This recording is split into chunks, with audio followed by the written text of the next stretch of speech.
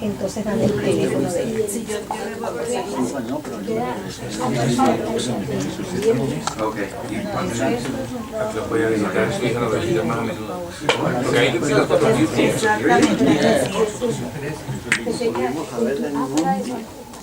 Caray, ¿verdad?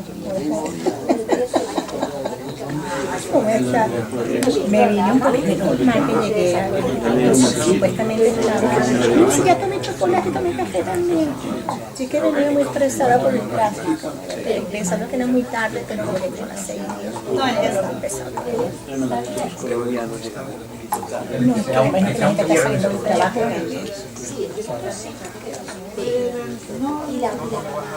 Y cargo todo, pues nombre, correo electrónico,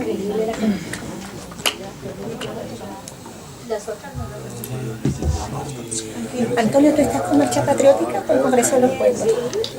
En realidad con todo. Con Colombia Humana. ¿Tú recibiste la invitación que yo pasé para la... Sí. Sí. Raúl.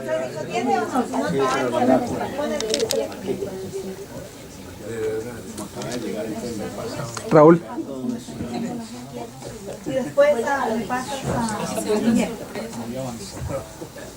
Sebastián. Sí, ya se vestió el Raúl.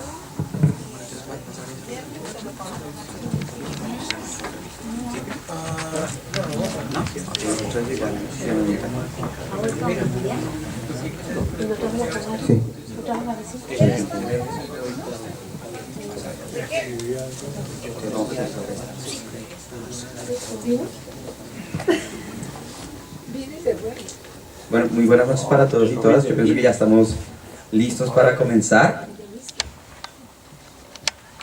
Disculpen que estamos un poquito retrasados, pero qué rico tenerlos acá.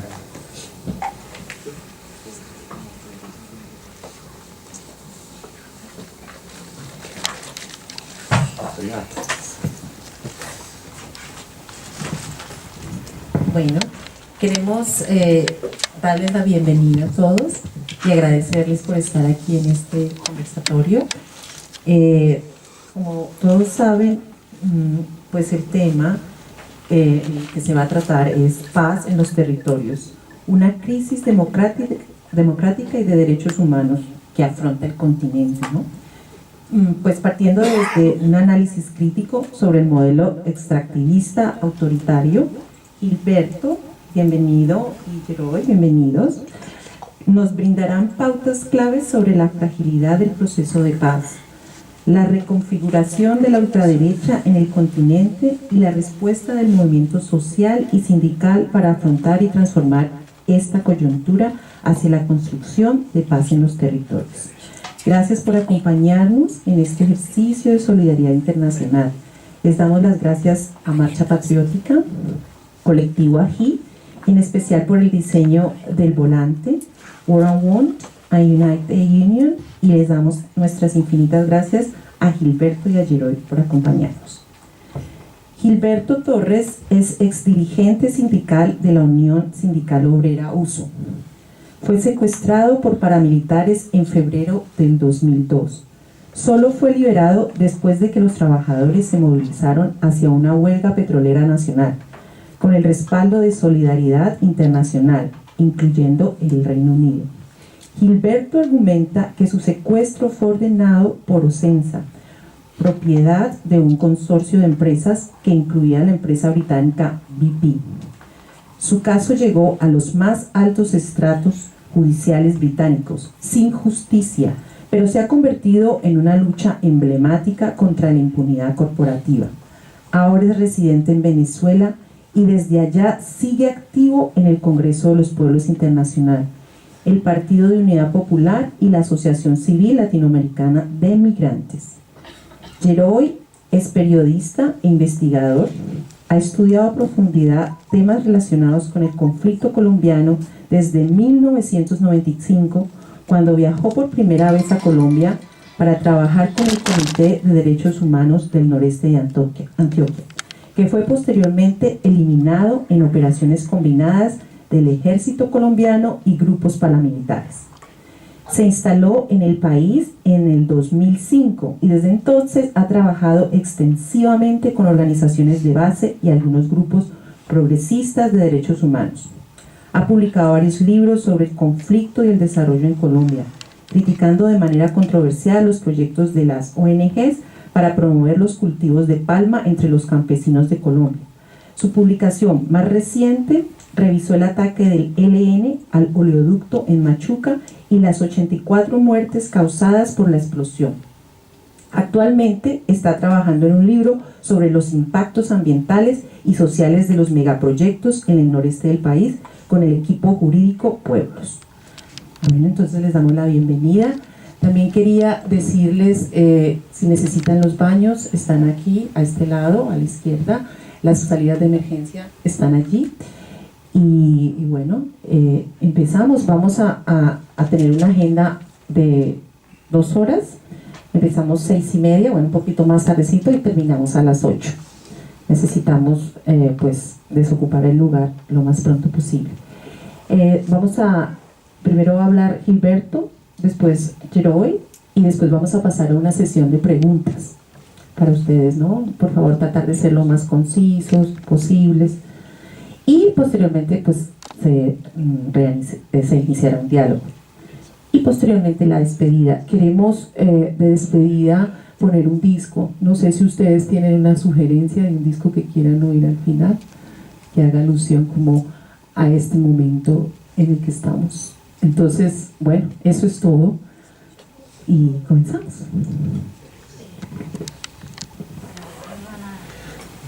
Buenas noches para todos y todas.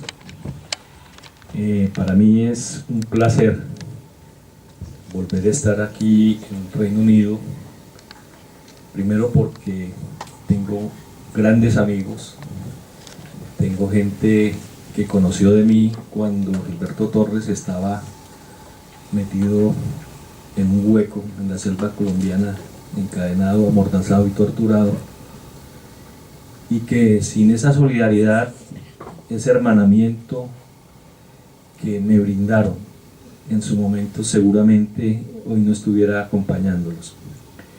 Agradecerles la presencia a cada uno de ustedes por estar aquí, por volver a tener el interés de las cosas nuevas, entre comillas, nuevas por las vivencias que desde la última vez que estuve en Londres pues he recogido a lo largo de ese momento del 2014, si no estoy mal, o 2015 a la fecha.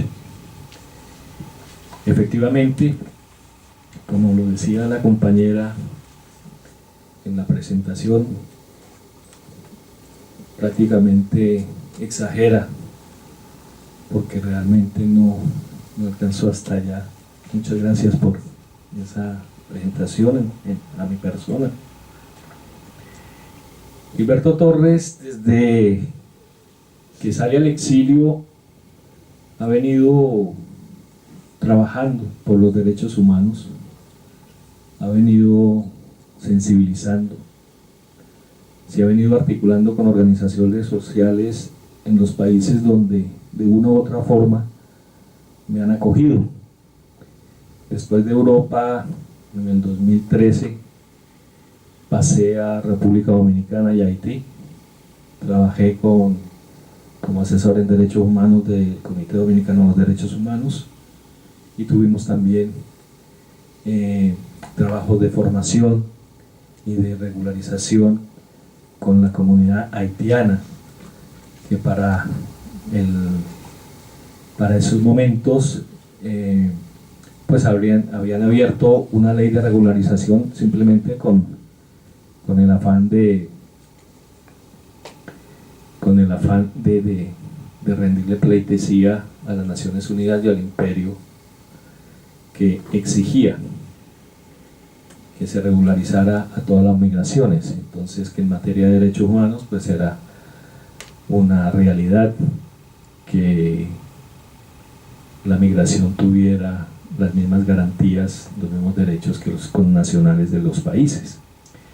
Pero esto se dio fue prácticamente por un punto, una particularidad que una compañera que era nacida en República Dominicana, toda su vida se formó, se hizo profesional en Derecho, toda su vida vivió en República Dominicana, pero el pecado de ella para las leyes dominicanas era que descendiente de haitianos. Y esta persona quiso salir del país y se dio cuenta que su cédula estaba caducada. Entonces ella fue a renovarla y la persona de turno lo que hace es quitarle la cédula, rompérsela delante de su cara y decirle: haitiana de mierda, vete para tu país. Ella hizo caso omiso a esa afirmación y por intermedio del Comité Dominicano de los Derechos Humanos pudimos dar a conocer ese caso que llegó a las Naciones Unidas y a la Corte Interamericana de Derechos Humanos, y fue el caso emblemático para que se diera la ley de regularización en Dominicana. Entonces, a raíz de ahí pues empezamos a trabajar con los hermanos dominicanos para que pudieran tener sus derechos como cualquier dominicano. ¿Por qué traigo esto a colación? Porque hoy estamos trabajando en Venezuela con la Asociación Civil Latinoamericana de Migrantes, que recoge a varios connacionales que están en situación irregular, que están en situación de exilio, que están en situación de asilo, de refugio, y al igual que con otras nacionalidades, pues estamos también haciendo el mismo trabajo. Desafortunadamente, como todo, para todos es sabido, la situación en Venezuela es una situación bastante complicada, es una situación de crisis que no ha sido fomentada por el pueblo venezolano ni por el gobierno de Nicolás Maduro, sino que es una consecuencia de la historia política de Venezuela. Porque Venezuela como tal, en sus épocas anteriores, en sus gobiernos anteriores, pues toda su economía y todo su desarrollo político estaba enfocada en las regalías petroleras, en la producción petrolera. Todo en Venezuela era subsidiado con la plata del petróleo. Desafortunadamente, cuando llega cuando llega Chávez, empiezan a generar cambios de índole social. Empieza a haber propuestas de índole social, propuestas que de una u otra forma fueron generando en el pueblo sus cambios de vida. Desafortunadamente, pues dentro de todo el contexto, muere Chávez, queda Maduro. Antes de su muerte había dejado previsto lo que nosotros en un momento determinado en Colombia buscábamos, que era una reforma agraria. Bueno, Chávez alcanzó a ser parte de esa reforma agraria, en donde empezó a generar procesos de entregar tecnología, de entregar insumos, de entregar tierras, de entregar pues todo lo necesario para que esa reforma agraria saliera adelante y fuera un país que fuera productor, ¿no? Que tuviera una autonomía dentro del marco productivo. Desafortunadamente faltó formación, hubo despilfarro, hubo corrupción, la gente no se empoderó de esa idea y pues hoy desafortunadamente estamos viviendo las consecuencias de eso que se dejó de hacer en su momento. Viene lo que es el intervencionismo norteamericano, viene todas estas presiones económicas que se están dando, y esto acompañado de los países de América Latina que hoy gobierna la derecha. Entre esos pues está Colombia, que como ustedes bien saben pues le está haciendo el juego a la política de intervención de Donald Trump. Aparte de eso, las élites del capitalismo que hoy tiene Venezuela, pues también le están metiendo palos a la rueda para que el proceso de desarrollo, de autodeterminación, para el proceso bolivariano y la revolución bolivariana siga adelante, siga creciendo. Y desafortunadamente hay que decirlo, ellos tienen el poder económico para contrarrestar todas las buenas ideas y los buenos desarrollos que ha pretendido hacer el gobierno del presidente Maduro. Como todo, han tenido falencias, han tenido aciertos, pero han sido las mismas élites las que se han encargado de romper con ese proceso que hoy se tiene. Se ha venido intentando hacer cambios, los últimos que en materia económica fue el poder sacar el bolívar soberano, ¿sí? Decirles que era para poder comprar una libra de café o una libra de harina, y no les voy a mentir, tenías que llevar 2 paquetes de billetes. Estaba totalmente devaluado. Pero eso también viene y es auspiciado por las élites que manejan el tema económico en Venezuela.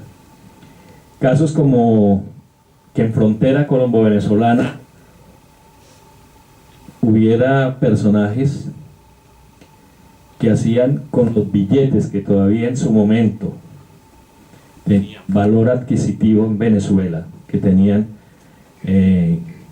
con los cuales se podía comprar, pasaran a ser elementos de artesanía, y con el argumento de que esos billetes no valían nada, que la gente los tiraba en la playa, que la gente con eso no se podía comprar, pues eso caló en la mente de mucha gente en Colombia, tan así que subían a los Transmilenios en Bogotá y un billete de 100 bolívares que todavía era comercial en Venezuela lo podían cambiar por 2.000, por 5.000, que al cabo del día sacaban unas ganancias que perfectamente podía usted vivir en Venezuela como mínimo 3-4 meses.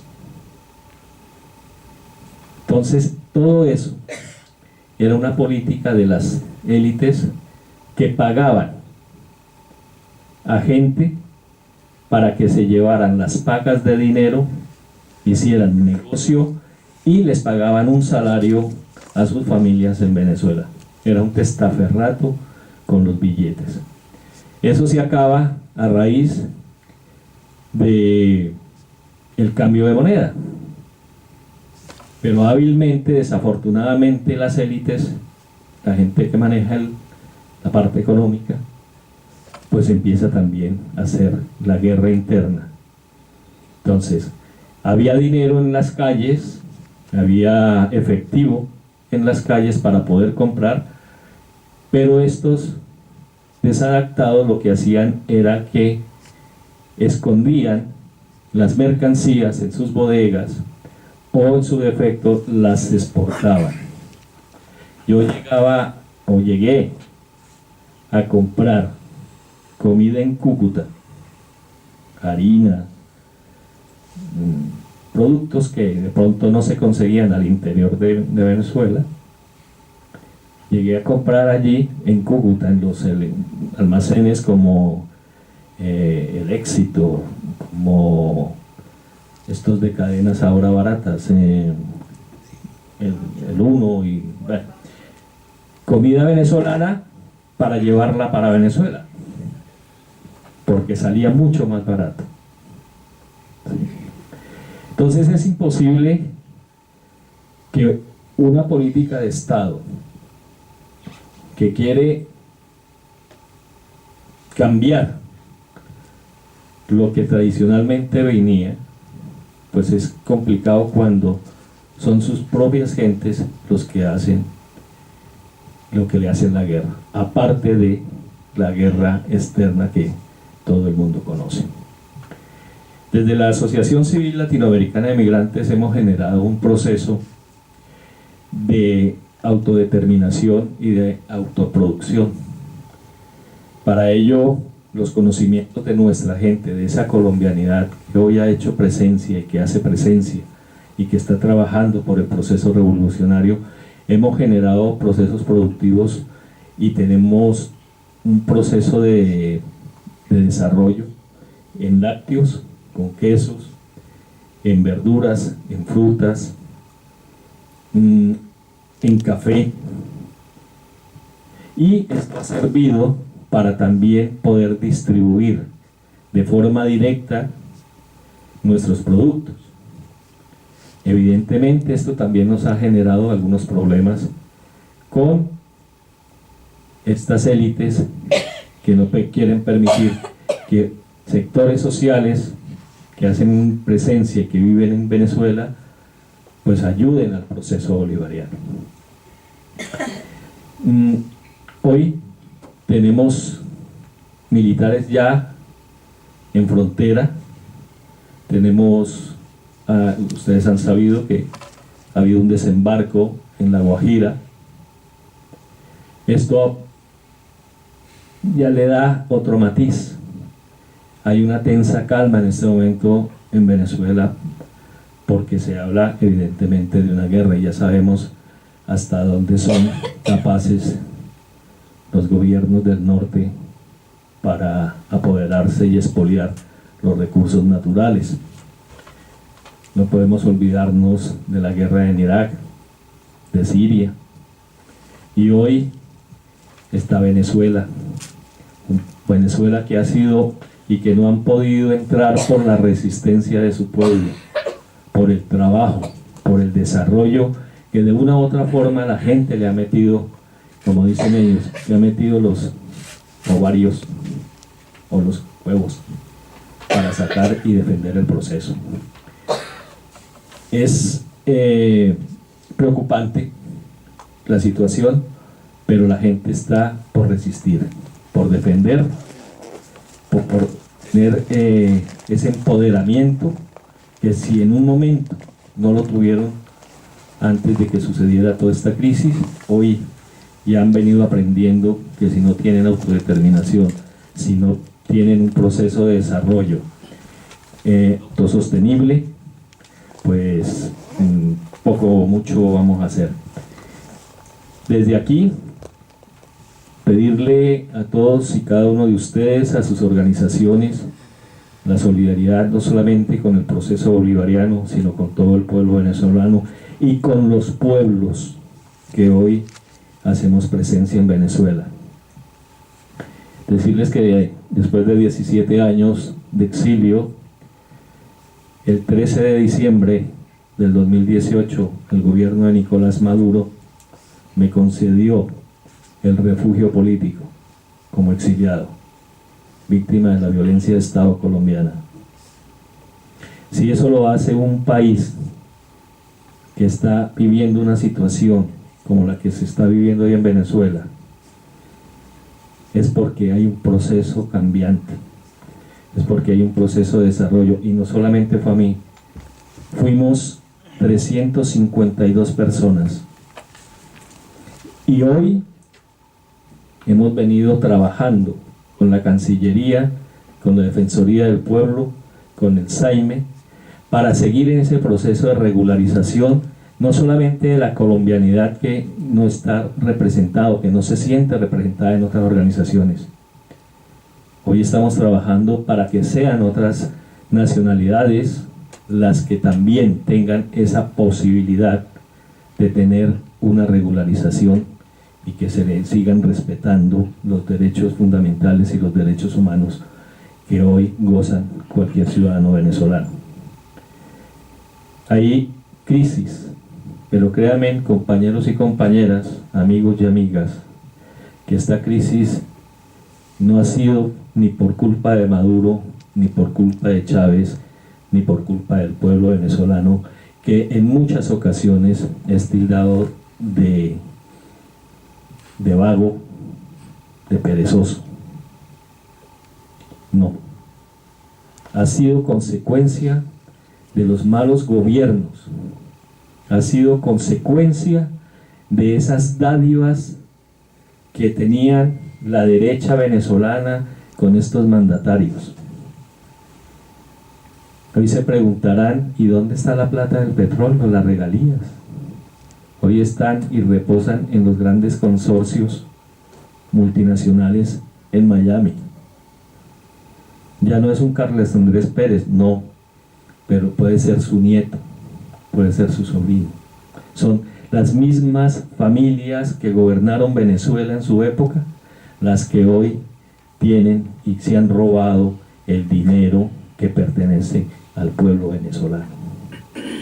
En el día de hoy tuve la oportunidad de estar en una concentración frente al Banco Británico, Inglaterra,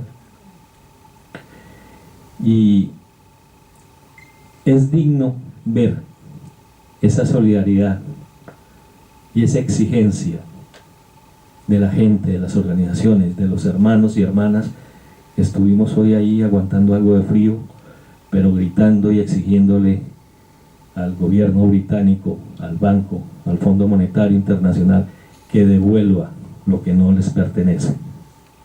Que no se reconozca a un usurpador como Guaidó, que lo que quiere es, y me van a perdonar la expresión, bajarle los pantalones para que el intervencionismo yanqui entre a Venezuela, y no solamente a Venezuela, sino a América Latina. Es el pueblo venezolano el que nos está enseñando a resistir, a decir, otro mundo es posible, otras condiciones de vida es posible, pero eso no lo hace ni Maduro, ni la Asamblea Nacional Constituyente, ni lo hace Guaidó, no. Eso lo hacemos todas y todos los que nos consideramos progresistas, revolucionarios y que trabajamos mancomunadamente para que los cambios surjan. Eso lo hacemos es de forma consolidada, que entre todas y todos busquemos alternativas para dejar de esperar que el gobierno me entregue, para dejar que el gobierno me dé. Todos debemos de trabajar por Venezuela, y no solamente por Venezuela, sino por recoger nuevamente eso que nos enseñó Simón Bolívar, la única patria, la Colombia de Simón Bolívar, la Colombia que hoy de una u otra forma sigue en el pensamiento de todas y todos. Lo voy a dejar ahí, vendrán algunas preguntas y agradecerles que me hubieran escuchado.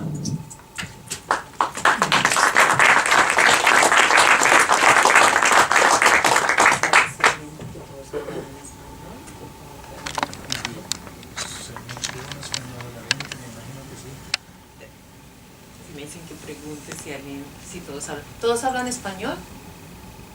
¿Sí? Spanish?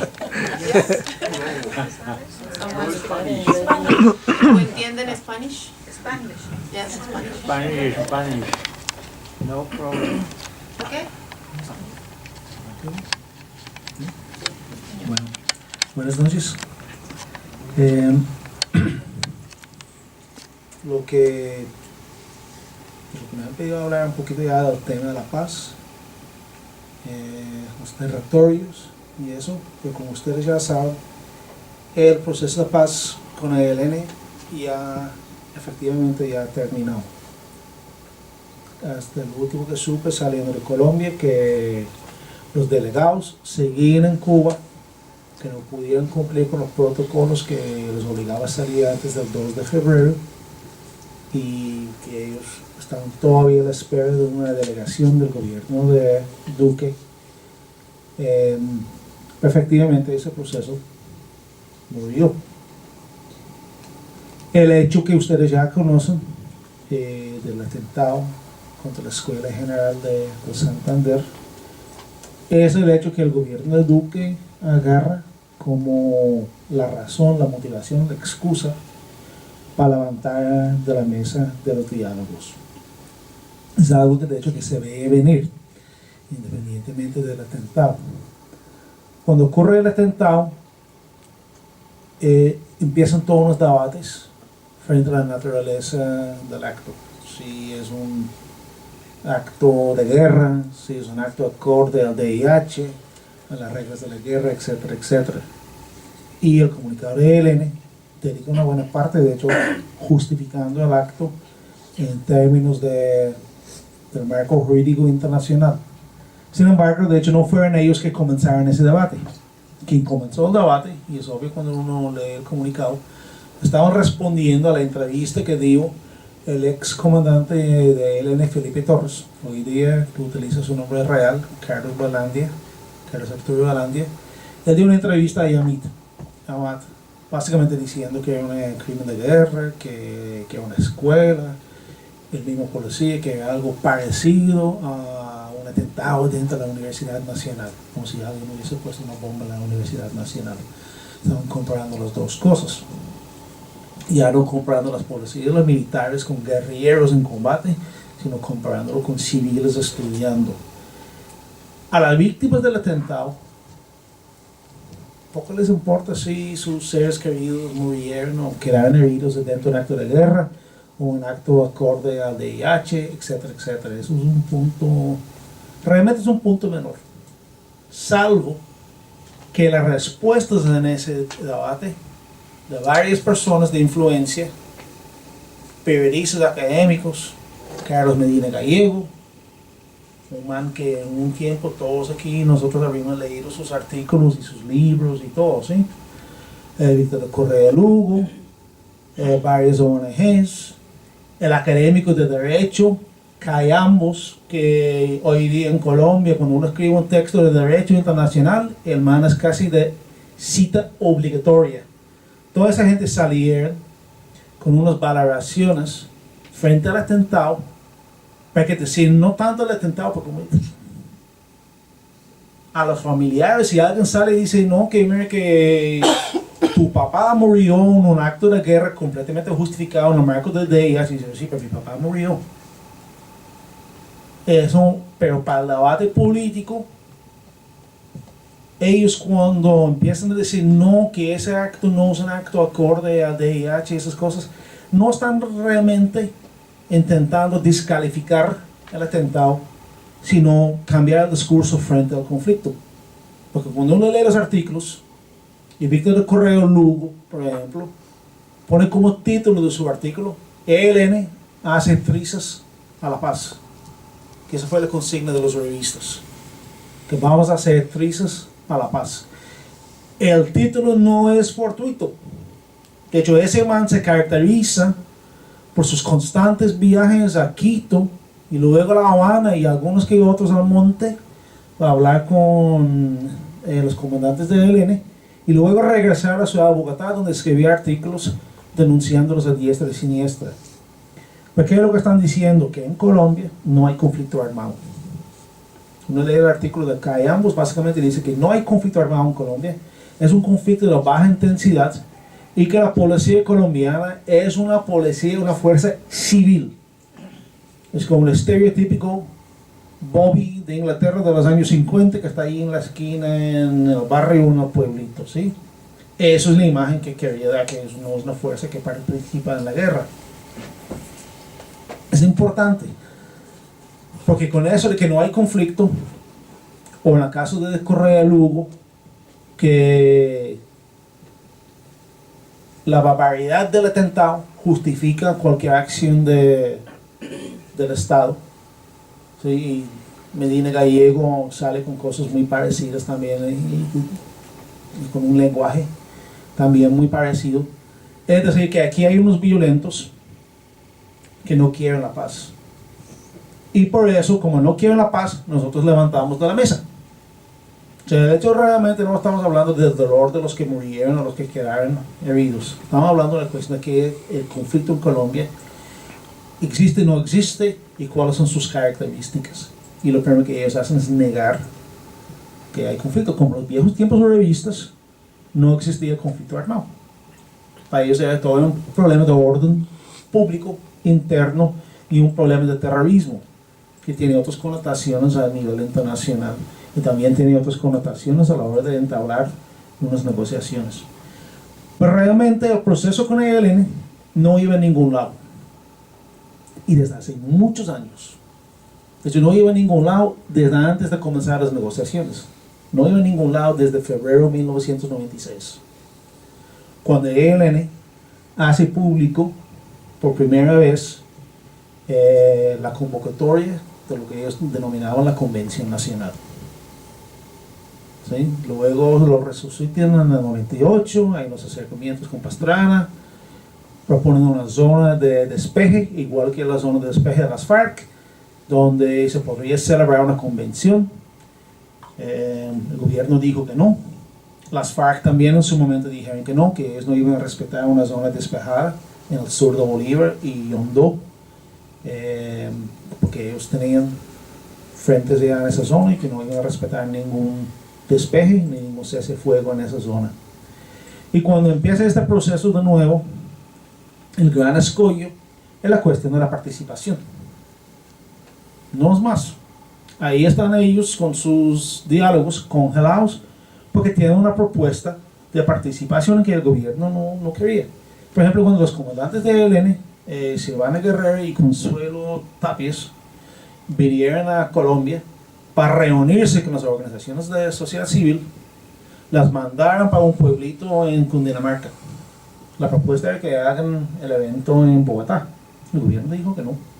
Los mandaron para un pueblito que pues tampoco era complicado llegar, pero tampoco lo más fácil, ¿no?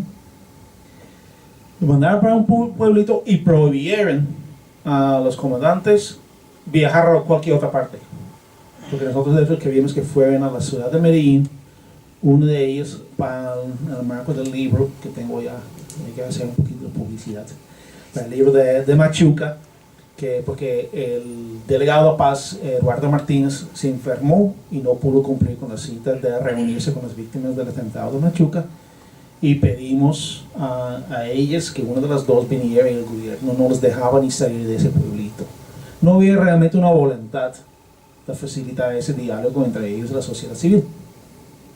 De alguna forma podríamos decir que la propuesta de ELN de un proceso donde la sociedad civil participe se les quedó grande a ellos por la correlación de fuerzas, pero también se les quedó grande a las organizaciones sociales y se les quedó más grande todavía a las víctimas de Correo Lugo, las Medina Gallego y todos los demás que tienen sus columnas en El Espectador, desde donde ellos fácilmente podrían abogar a favor de un proceso con participación de la sociedad civil y nunca lo hicieron. Porque hay un problema en Colombia de que la sociedad civil no puede participar en la toma de decisiones. Eso es regla básica. El problema con el proceso con los helenos no fue el atentado.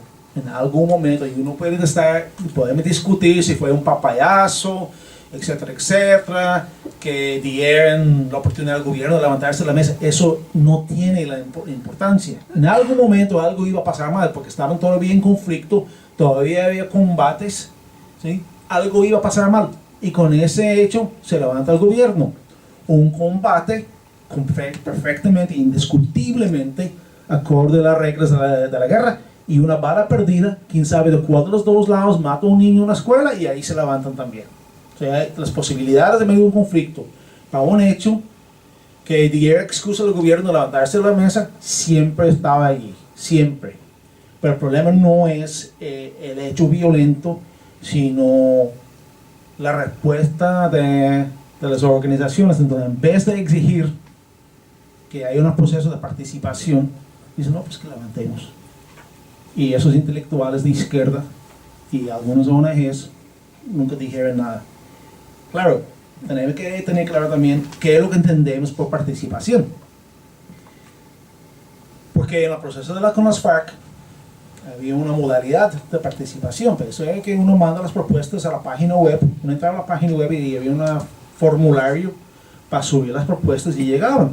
O subían, uno tenía contactos con los que viajaban a La Habana, le entregaba físicamente para que se entregara. Pero eso no es participación. Participación es yo negocio. ¿Sí? Yo participo en la negociación en nombre de la sociedad civil, en nombre de mi organización, mi sindicato, mi junta, yo qué sé. Pero participo con voz propia y frente a temas de agenda que a mí me interesan también. Eso no, el gobierno colombiano no quería permitir. ¿Sí?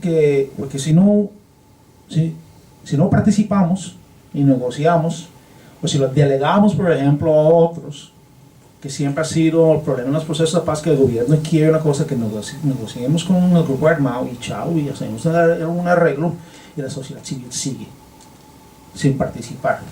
Para participar es que yo tengo voz y voto. ¿Sí? Y no se me limita simplemente a entregar una propuesta a otra gente que lo discute. No, yo discuto. Y tampoco es un constituyente, porque ustedes saben, como casi todos son colombianos, creo, ustedes saben que en Colombia se compran los votos.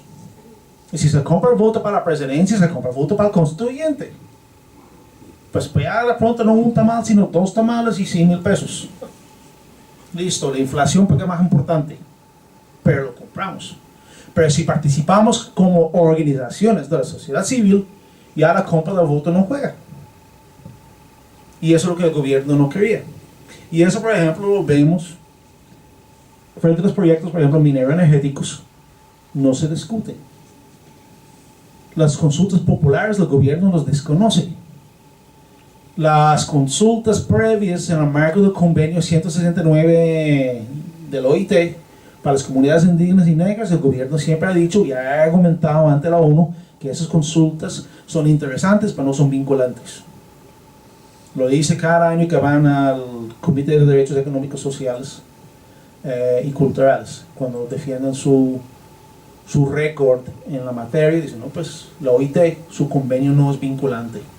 Las consultas populares las desconocen, han perseguido penalmente y disciplinariamente a alcaldes que han celebrado consultas populares. No tenemos el derecho de opinar. Y por ejemplo, en el caso de Machuca,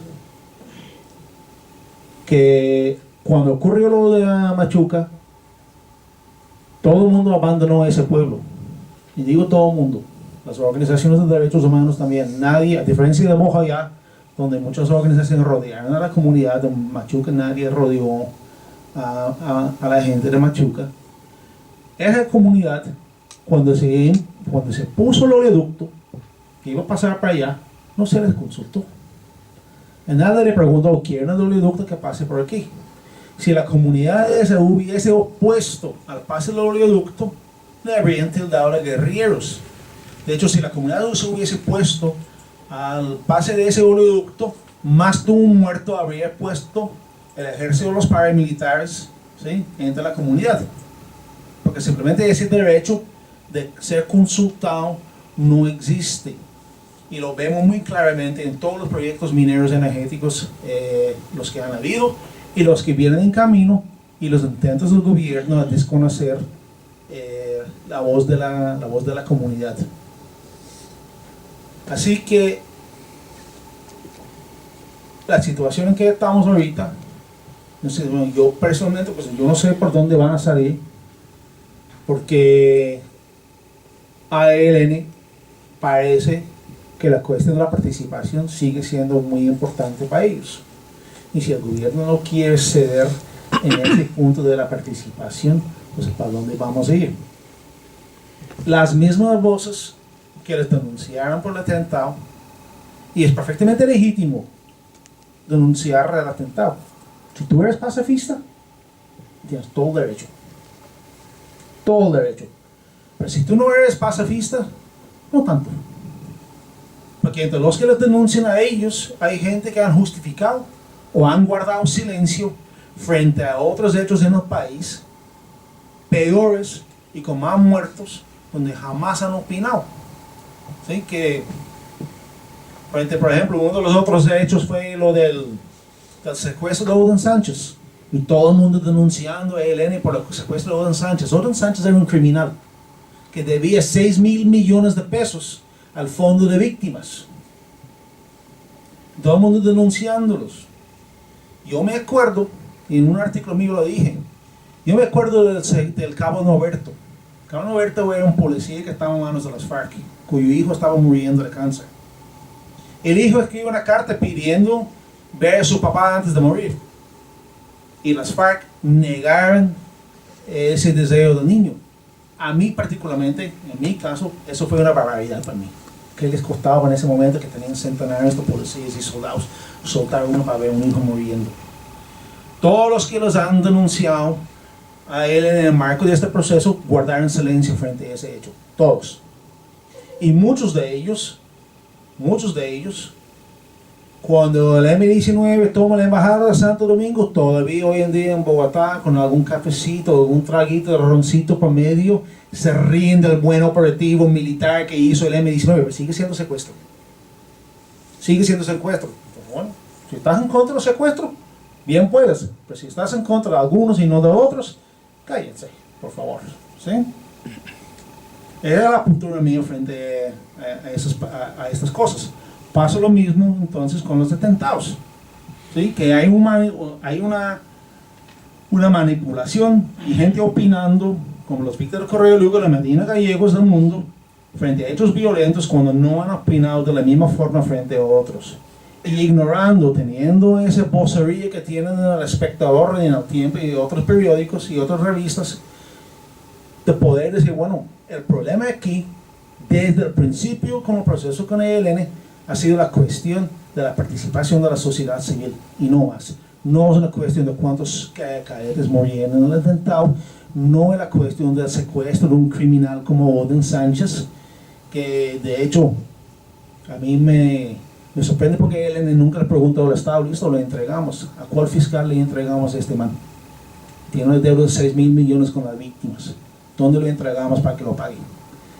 Ellos también no supieron realmente manejar esa situación, pero eso tampoco justifica las críticas que hablaban de ellos como si ese fue un problema grave. El gobierno colombiano negoció con las FARC en el Caguán, con centenares de soldados en su poder. ¿Sí? Entabló sus primeros contactos con ELN teniendo a rehenes de ELN. No era un problema, esos son momentos de provecho político para desconocer una propuesta dentro de un proceso de paz, que es la propuesta de la participación, que a mi juicio en un proceso de paz es la única propuesta decente y válida, que la misma gente de la sociedad participe, porque realmente en un evento en Bogotá me acuerdo de una mujer campesina hablando de que como ella no podía ir a La Habana, y yo le dije, pues señora, que cuando se termine el proceso con las FARC, ¿quién va a sembrar yuca? ¿Usted o Iván Márquez? Y me dice, pues yo, ¿y por qué usted no está negociando la tierra? Y es real, que la gente participe, los que realmente viven los problemas en las regiones, que participen y que tengan ese derecho. Y eso también significa un derecho de veto sobre proyectos, por ejemplo, mineros energéticos, algo que la legislación colombiana teóricamente concede al pueblo colombiano, pero en la práctica no se aplica. Ahí lo dejo para el debate.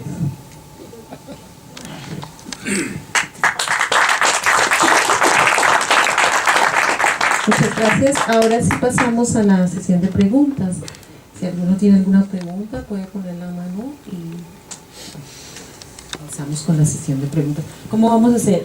¿Hace la pregunta, ellos contestan o hacen todas las preguntas y después les contestan todo? Como no. Como ustedes. Grupitos, dos, tres preguntas. Y después ustedes las contestan. Ah, vale. Ok. Yo con el micrófono. Aquí hay micrófono. Ok, muy Sí, bien. perdón. Sí, cada uno sí, ya pueden hundir el botoncito aquí si quieren hacer la pregunta. Bueno, muchas gracias. Tengo una pregunta para cada uno de ustedes. La primera es si en términos de la entrega de la ayuda humanitaria para Venezuela, que se está discutiendo tanto en este momento, ¿usted cree que al final Maduro va a tener alguna estrategia para que sea él mismo o la Cruz Roja venezolana quien la entregue dentro del territorio? Y la otra pregunta para usted es si ya se sabe con certeza quién es o quién fue que perpetró el atentado contra la escuela de policía Santander en Bogotá. Esas dos preguntas. Gracias.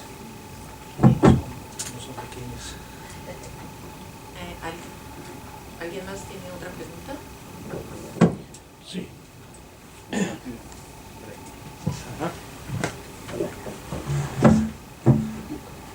Sí, me puede decir el señor por qué no mencionó a Fernando Londoño.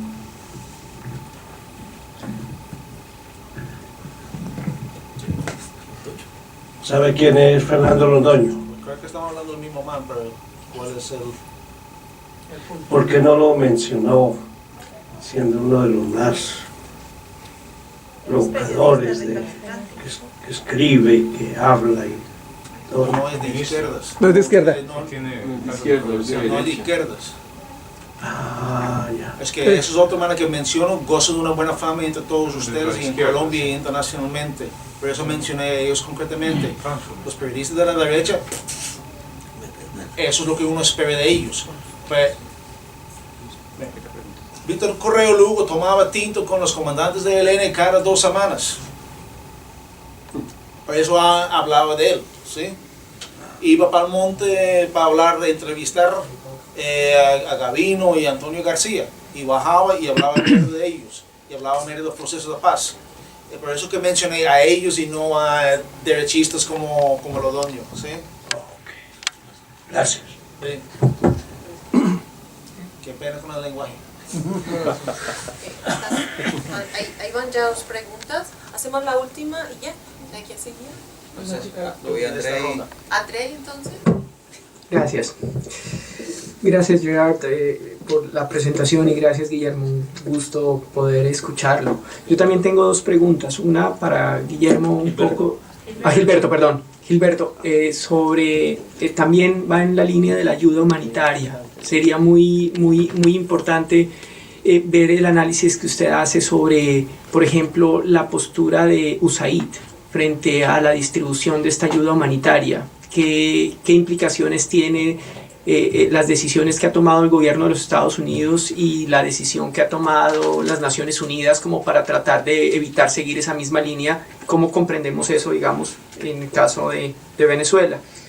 Y la pregunta que quería hacerle a Gerard tiene que ver con lo que tú mencionabas del tema de la negociación con las FARC. Tú decías que lo que tú le planteaste a la campesina en Bogotá de si ella había ido a negociar el punto, obviamente en el punto de reforma rural integral no se llevaron delegaciones a La Habana, en el punto de víctimas sí, en el punto de víctimas fueron 60 víctimas a hablar directamente a La Habana, a hacer propuestas, pero ahora lo que me parece más importante es que en el tema de los PEDETs, se supone que se está implementando 16 planes de desarrollo con enfoque territorial en Colombia y ahí hay participación de las organizaciones campesinas. ¿Cuál es tu balance de la implementación de esos planes de desarrollo con enfoque territorial y cómo se siente la gente frente a lo que está ocurriendo? Si tienes alguna información, gracias. Bueno, dejamos ahí, entonces ya pasamos a contestar las preguntas.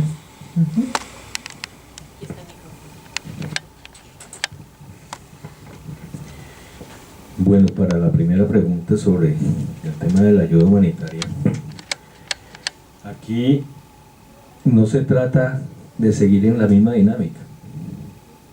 Aquí no se trata de que los Estados Unidos sigan haciendo el papel de asistencialistas, ¿cierto? Porque tengo aquí unos datos que son del cierre del año pasado, en donde el gobierno del presidente Maduro utilizó el 74.7% del presupuesto nacional para todo lo que tiene que ver con seguridad social. En lo económico se incrementó en 6%. En lo social, la pobreza extrema se ubicó en el 4.3%, bajó. Fueron más de 4.530.000 pensionados que entraron a gozar de ese derecho de la pensión.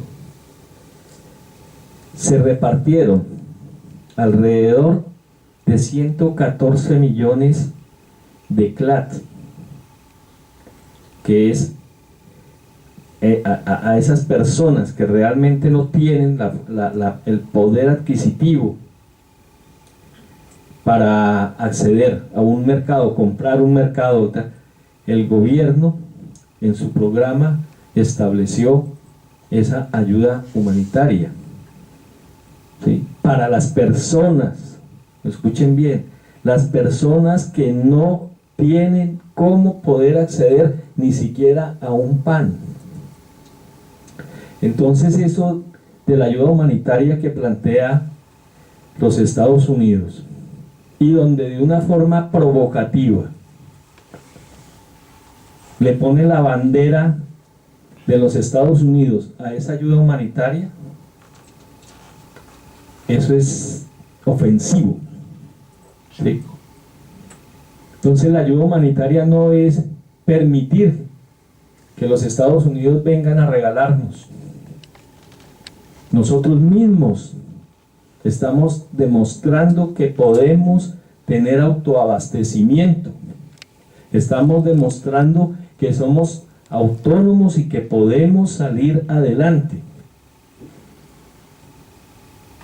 ¿Desde cuándo viene resistiendo el pueblo venezolano una intervención militar o cualquier tipo de intervención?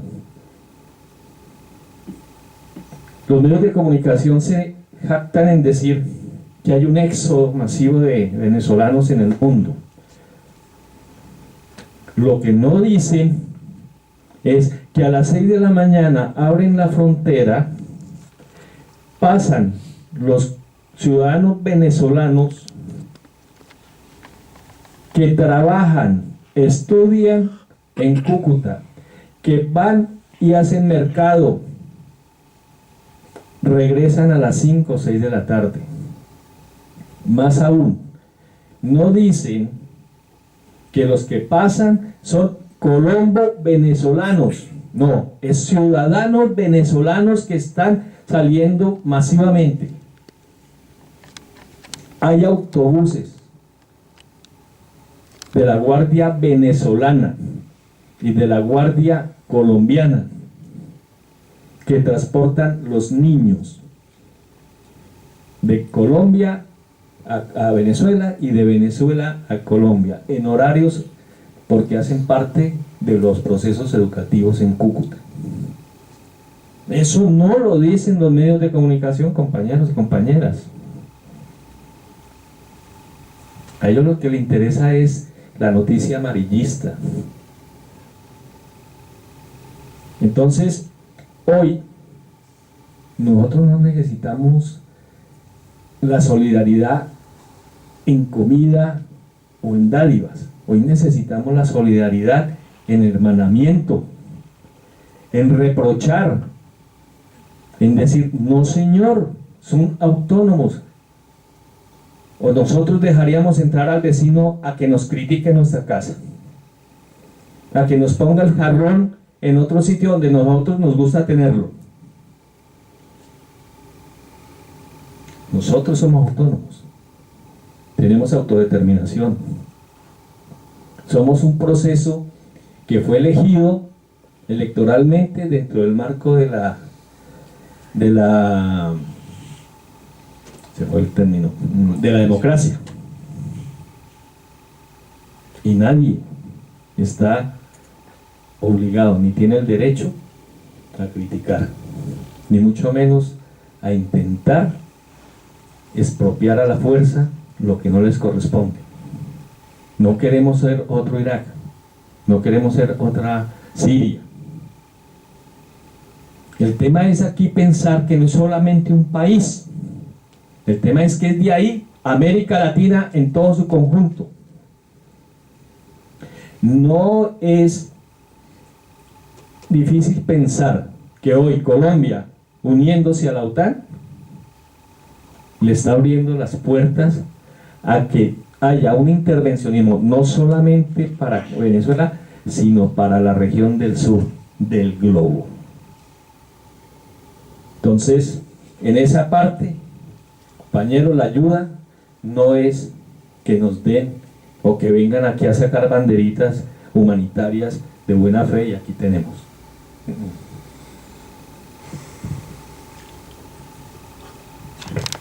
Sorry. No venimos en el mismo avión, huevón, pero llegamos al mismo aeropuerto. Que, bueno,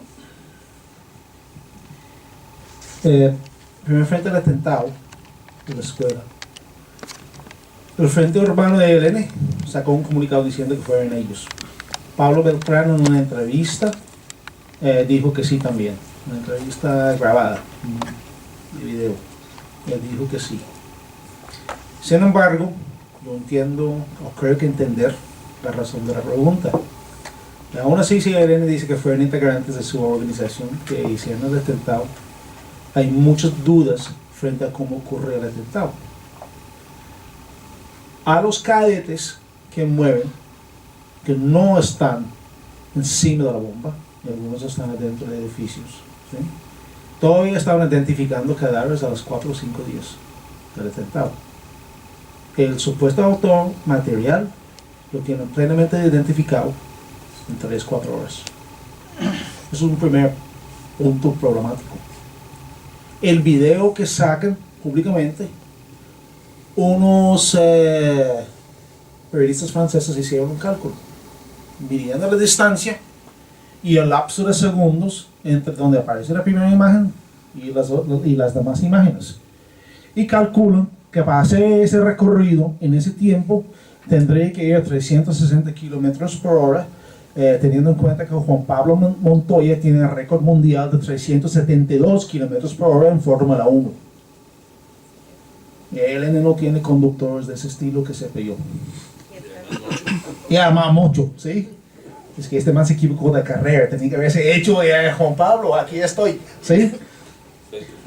Sí, sí, sí. Entonces, y además ELN no tiene costumbre de ataques suicidas.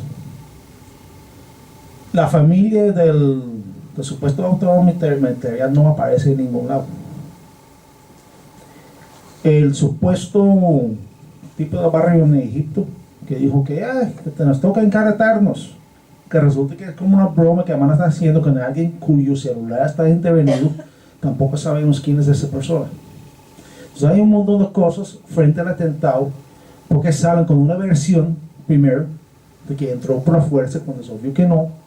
Luego tienen un video que pone unas velocidades, supuestas velocidades por el marco de los segundos, que no son reales, y si ve que entra tranquilamente y pasa por delante, si es un ataque suicida, pasa por delante de un montón de cadetes que no están en edificios, no están ahí sobre la vía, y que podría haber llevado para adelante a 150 cadetes con facilidad en caso de un ataque suicida. Entonces hay muchas cosas que todavía no sabemos sobre cómo ocurrió el atentado, pero la autoría por lo menos lo han aceptado formalmente ellos, que ellos sí que fueron.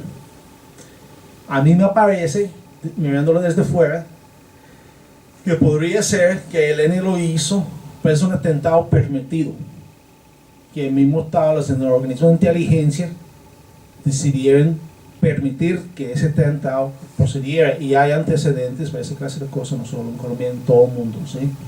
Donde ven que una organización armada va a hacer un atentado, calculan que va a ser una cagada bien grande en lo político y listo, que lo hagan. A mí me parece que el atentado guarda esa naturaleza de que un atentado con cierto beneplácito, por lo menos de los organismos de inteligencia, de la forma en que entró. Yo no sé si ustedes conocen la Escuela de General Santander. Sí, claro. Pues uno no entra ahí fácil. ¿Sí? Uno llega ahí y además en un carro, ¿no? Uno no llega, pero además llegó y entró, sin problemas. Y paseó. Frente al otro, ¿eso te responde? Sí. Bueno, sí, es cierto que las víctimas fueron a La Habana a hacer propuestas, pero como dije antes, hacer una propuesta no es lo mismo que negociar y discutir. Les doy un ejemplo bien claro de eso.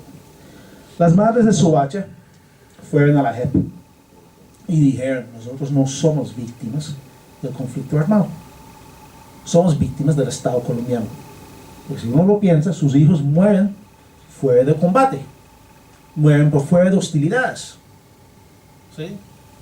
Sus hijos no mueren en ninguna acción armada, no tuvieron vínculo alguno con una organización, ni siquiera eran dirigentes sociales que uno dice, bueno, el Estado hace un cálculo que queremos matar a tal dirigente por tal otra razón. No, nada, muchachos, un barrio pobre. Y aunque han habido condenas en la justicia ordinaria contra coroneles y en el caso de Soacha, si uno lo piensa, sacamos un camión de un batallón militar en Soacha, lo llevamos hasta el Catatumbo y lo pasamos por todos los retenes que puede haber y todas las jurisdicciones militares que pueden haber. La cantidad de permisos que se requiere una camión militar para hacer eso, eso no lo monta un man que dice, no, yo quiero ganarme $1 millón de pesos con la muerte de ese jovencito. Yo pregunté, porque yo trabajo de hecho con uno de los abogados que representa a las madres de Soacha, y yo le pregunté, oye, ¿cómo fue eso? Todos esos permisos tienen que existir. Y dice, sí, existen. Están todos los permisos falsificados. Me dice, pero tampoco lo falsifica cualquier huevón, soldado raso, que quiere ganarse $1 milloncito de pesos con la muerte de un jovencito. Para falsificar todos esos permisos y papeles, eso requiere una cosa de dinero. ¿Listo? Entonces estamos hablando de la gente que muere fuera del conflicto. El acuerdo de paz negocia la cuestión de la impunidad de los militares que participaron en los falsos positivos. Todos, pero también especialmente los de Soacha. Las FARC no son parte de eso. Los FARC no estaban en la zona, no participaron en hostilidades que llevaron esas muertes. Las FARC no son ni victimarios ni víctimas.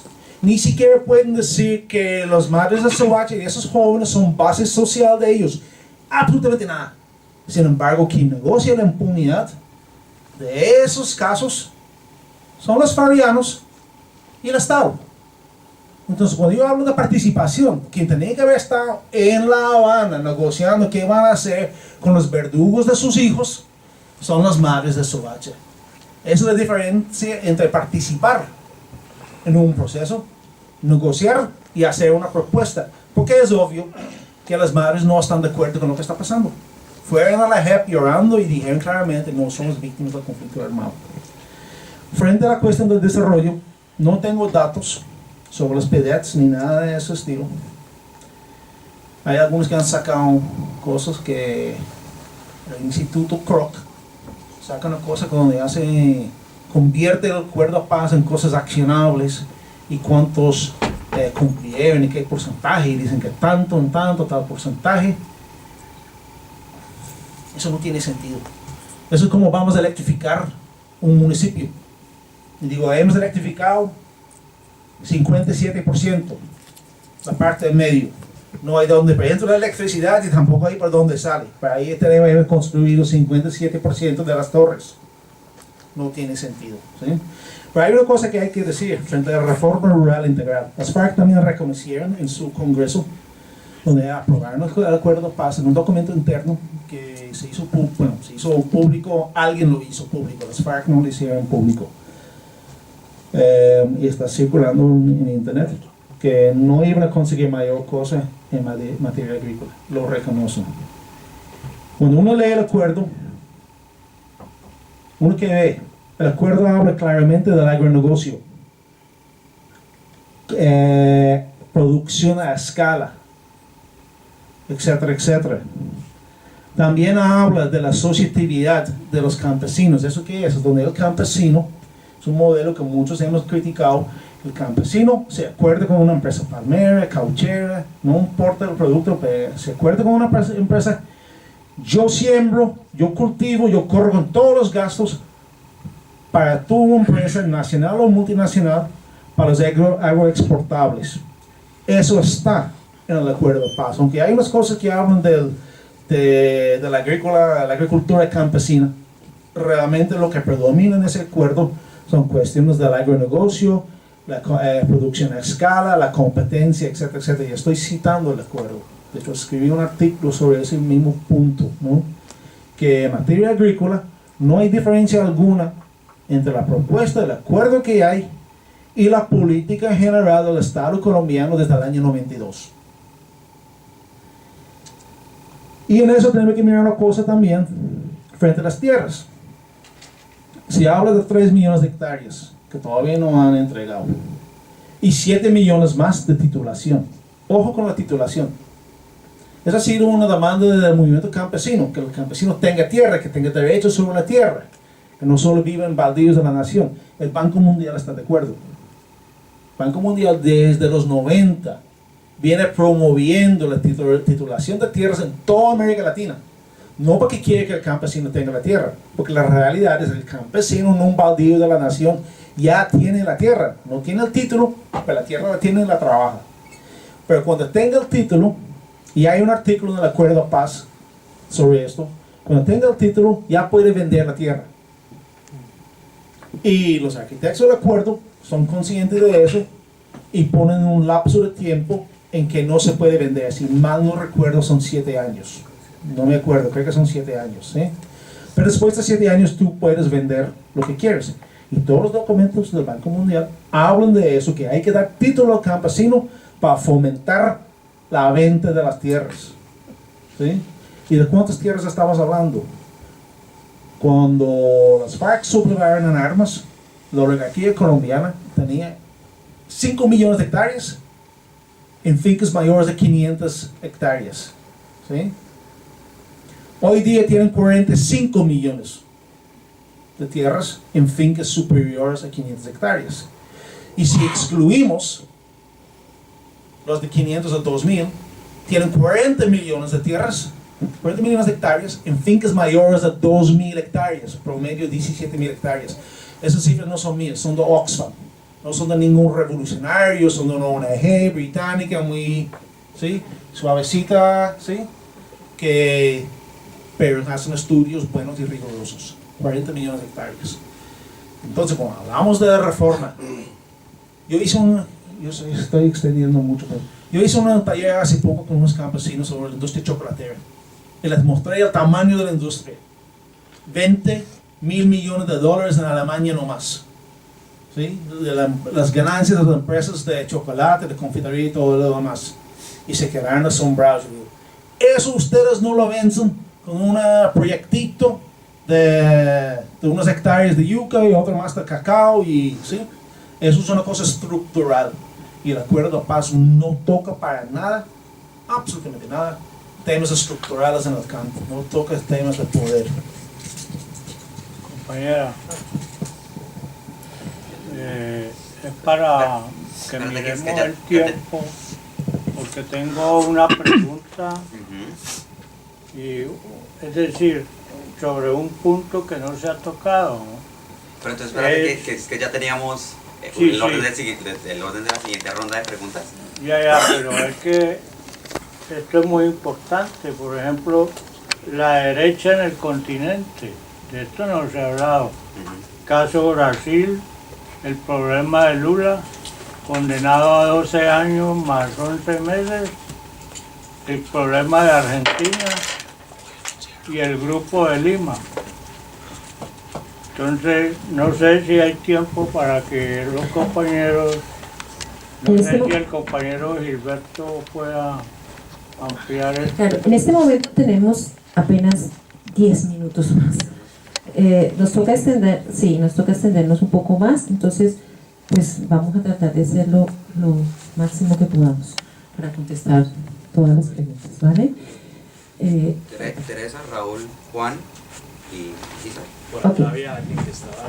Teresa, Raúl, Juan y Ancísar, ¿no? 4 personas. Pero entonces, no sé, lo que yo sugiero porque hay poco tiempo, 15 minutos. es Es como un complemento de cosas. ¿Qué dice?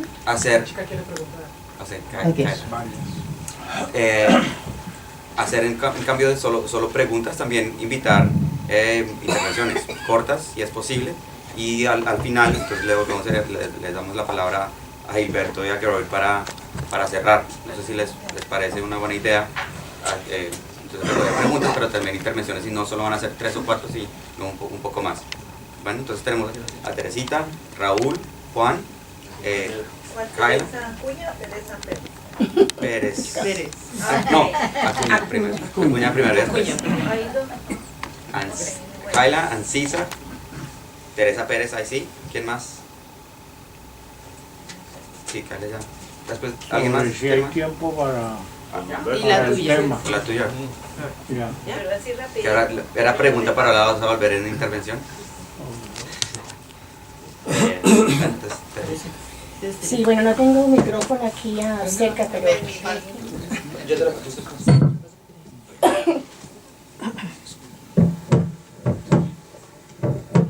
Gracias. Sí, la primera pregunta para Gilberto, pero quería hacer así como una especie de introducción respecto a lo que había comentado atrás sobre la ayuda humanitaria en Venezuela. A grosso modo, sí, es el colmo del cinismo, lo de desfachatez de Estados Unidos pretender, darle 20 millones de dólares en cuanto a ayuda económica, ayuda humanitaria a Venezuela, cuando está reteniendo 7.000 millones de activos de la empresa de PDVSA, de Citgo.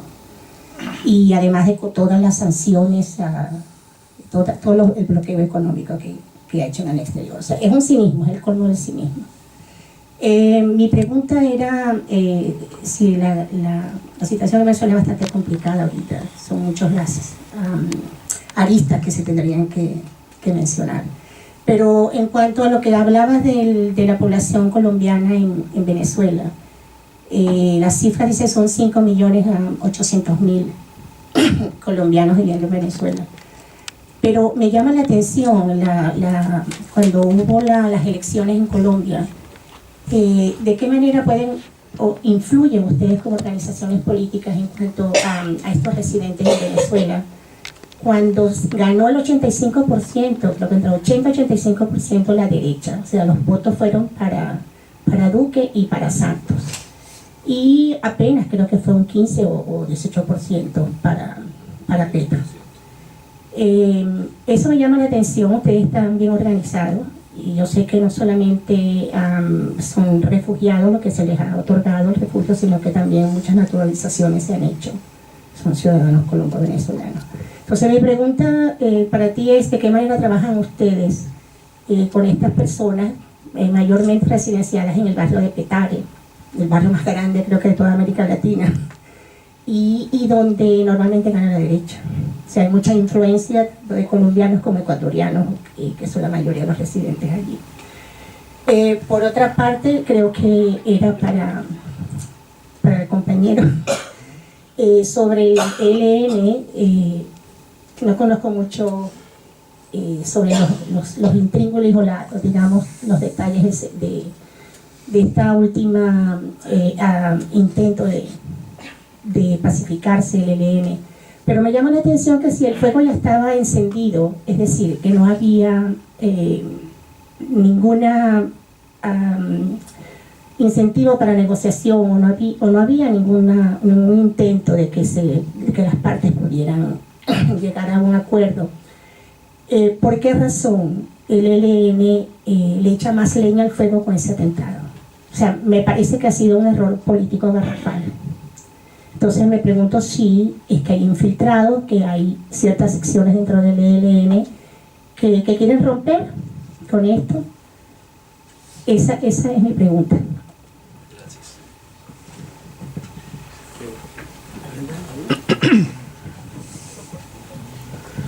Bueno, yo quiero ser corto porque el tiempo apremia también, ¿no? Quería hacer 2 puntos, uno para Gilberto y otro para Geroy. Para Gilberto, es inminente que se toque el tema de Venezuela, pues tú estás viviendo en Venezuela y tienes la experiencia fresca de lo que está pasando allá. Si miras desde acá afuera, la intervención o la invasión de Estados Unidos programática y los años que lleva este tratamiento hacia Venezuela, ¿de qué manera podrías explicarnos si hay una salida negociada a ese conflicto? Porque de hecho lo que está mostrando Estados Unidos en su propaganda es invadir a costa de cualquier disculpa, ¿sí? Incluso violando la posición de la ONU y cualquier tipo de acuerdo. Ya los otros grupos en Sudamérica están buscando el apoyo de los otros países y por supuesto los países lacayos han brindado su apoyo. Creo que eso va muy relacionado y muy de cerca con el trampolín que está brindando Colombia y la programación desde Miami. Entonces yo creo que es clarificarle no solamente a los que estamos acá presentes, sino al mundo entero que el programa viene no solamente con la intención de tomarse el petróleo, sino de cambiar el panorama de Latinoamérica a una Norteamérica oficial, convirtiendo estos países en unos países casi que sin gobierno, convirtiendo a los mismos hermanos en una guerra civil que dentro de 10 años vamos a decir caímos en la trampa como Siria, ¿sí? Y la gente en Latinoamérica, particularmente en Colombia, no mide las palabras, sino la popularidad y la ambientación que hay de guerra.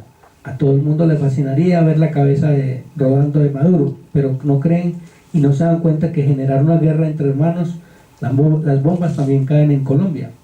Aparte de la ferocidad de una guerra, creo que también la guerra intestinal de la manera sucia como se viene denunciando, como incendiaron estos hospitales allá en Venezuela, ¿sí?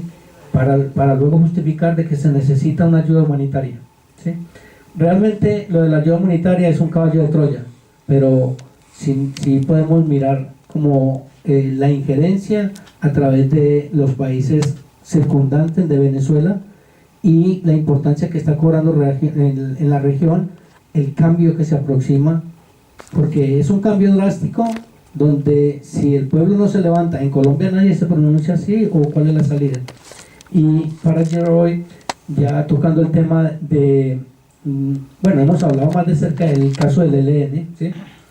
Y algunos apuntes sobre el proceso de las FARC. Realmente, después de este rompimiento con el ELN, justificado por el gobierno, desde el punto de vista que ellos quieran, lo querían justificar de alguna manera, y precisamente es buscando arreciar el implemento militar en Colombia para justificar el estancamiento del proceso social que se venía viviendo.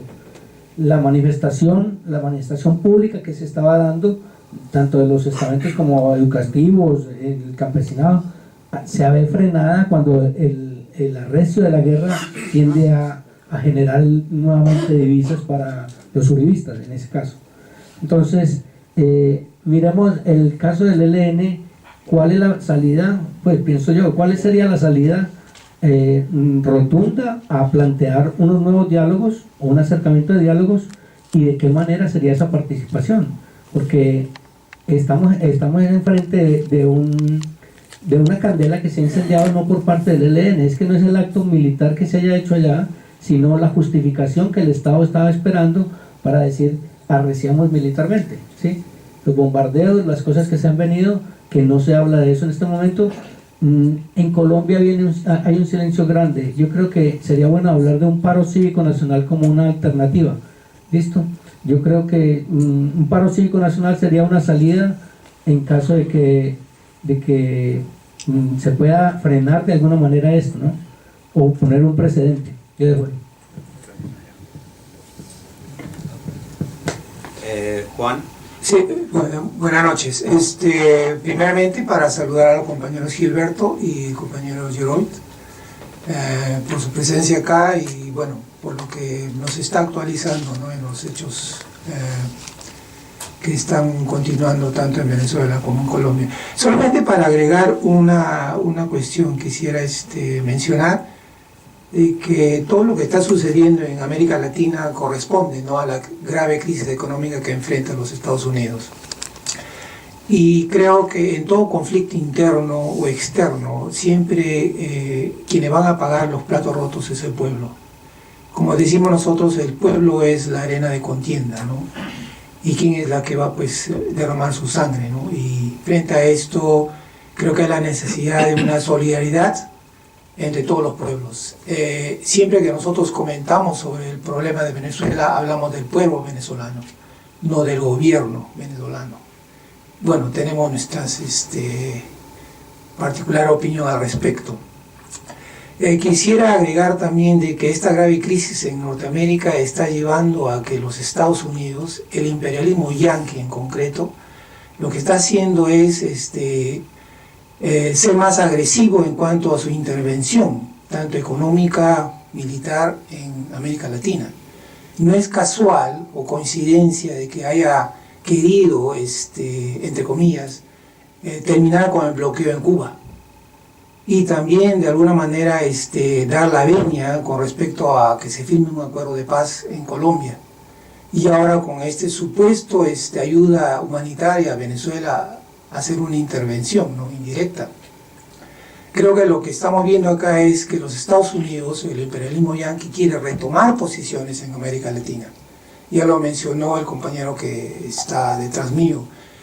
Casualmente esto ya tiene años con la imposición, ¿no?, de gobiernos derechistas en América Latina, ¿no? Y como el Grupo de Lima, bueno, eso ya es bastante obvio.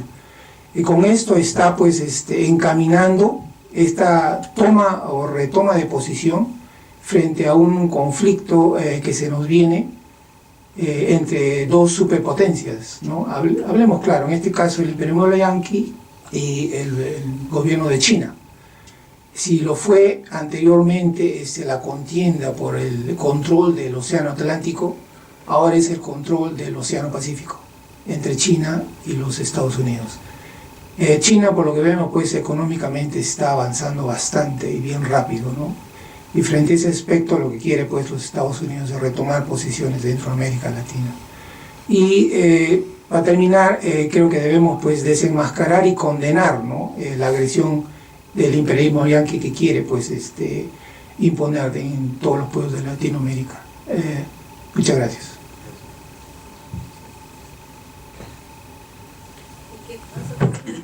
Voy a intentar ser cortico, qué pena. Bueno, primero, muchísimas gracias por las dos intervenciones. Mi primera cuestión es hacia Gilberto. La cuestión es sobre la estrategia de solidaridad en el contexto de estigmatización de la izquierda frente a lo que está pasando en Venezuela. Específicamente, o sea, la estrategia de intervención de los Estados Unidos no es primeramente militar, sino manipulación de la moneda y sanciones que crean una crisis interna, y luego dicen que la izquierda o el gobierno de Maduro no sabe manejar la economía, que es corrupto y que se ha vuelto autoritario. Y luego dicen que, bueno, en Inglaterra acusan a que, o sea, nosotros estamos apoyando a un gobierno autoritario, y también señalan a que eso siempre también va a pasar con nosotros, con el movimiento para Corbyn. Y sé que también en Colombia, o sea, una estrategia muy importante de la ultraderecha fue, o sea, señalar con el referendo, fue señalar al castrochavismo, o sea, generar miedo sobre el castrochavismo. Entonces, como nosotros, o sea, mantenemos una posición antiimperialista y de solidaridad y también evitar que a nosotros nos señalen de ser autoritarios, de ser, o sea, o sea, sí, mantener la solidaridad, pero, o sea, enfrentar la estigmatización en este sentido. Y la otra cuestión es hacia el proceso constituyente, que es, o sea, de acuerdo que es una forma de democracia mucho más profundo que lo que existe en Colombia, pero en una situación de una sociedad donde, o sea, por la mayoría de la población hay mucho miedo de asociarse con cualquier proceso que huele a la izquierda o porque hay mucha estigmatización en este sentido. O sea, ¿cuáles son sus estrategias para contrastar el miedo que hay en la sociedad para asociarse con estos procesos? Gracias.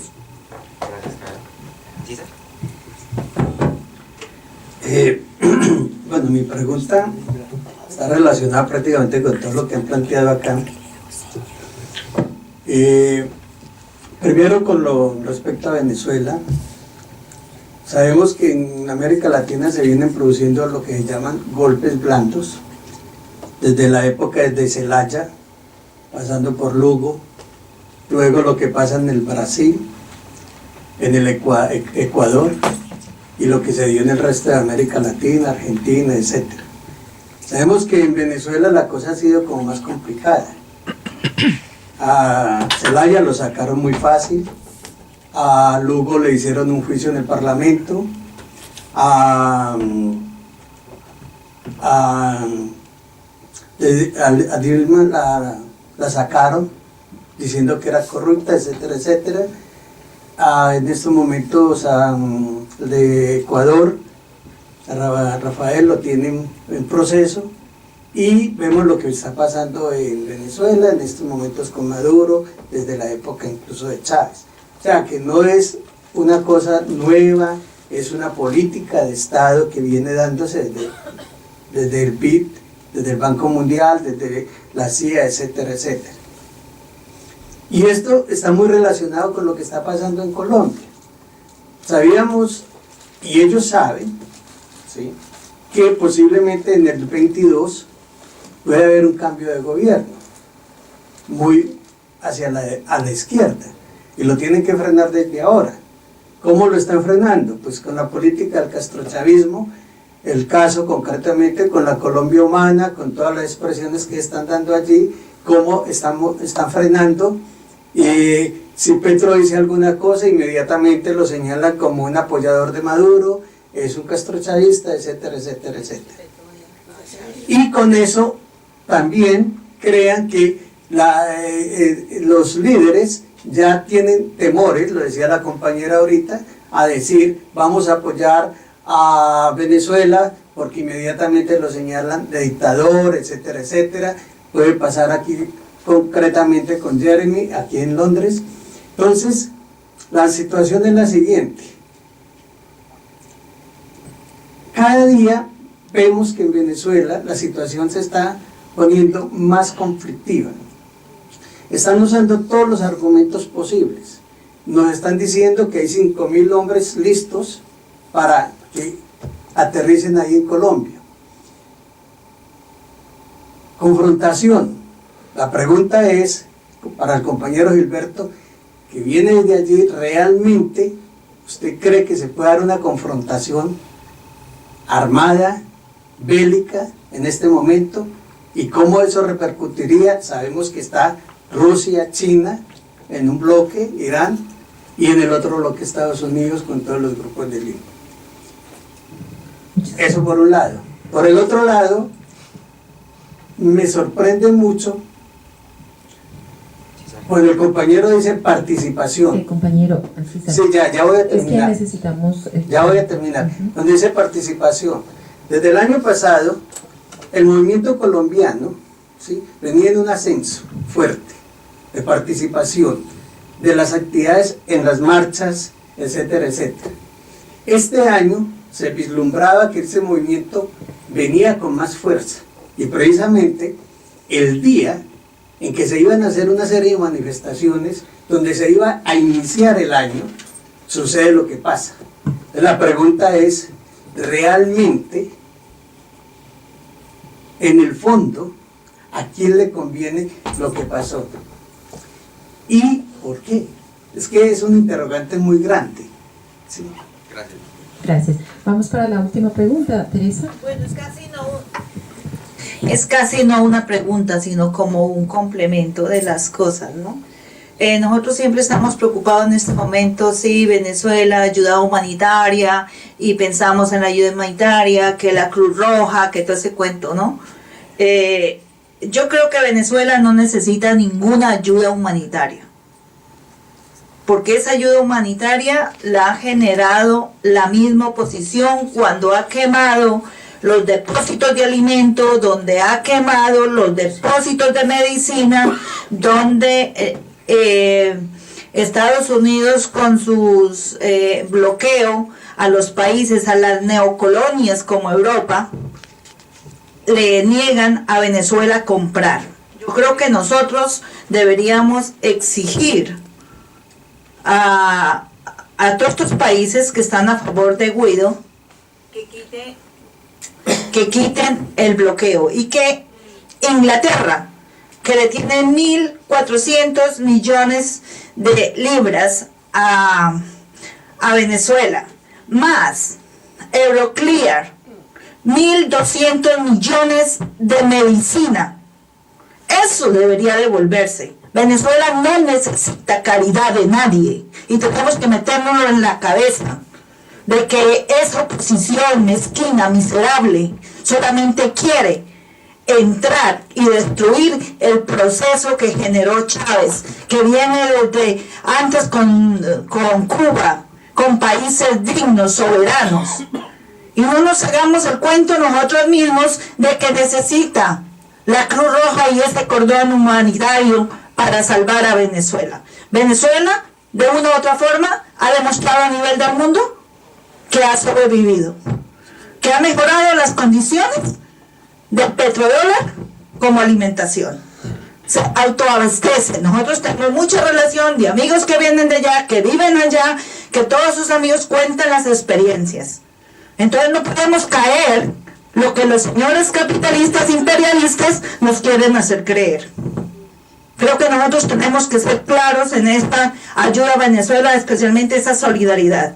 Y Colombia, que es mejor dicho, da mucha rabia pensar que es el tigre principal del área, que quiere destruir, no puede ni con el mismo Colombia y quiere destruir a Venezuela. ¿Y quiénes van a ser los más afectados? Los colombianos y las colombianas, porque Venezuela le ha perdonado muchas cosas a Colombia.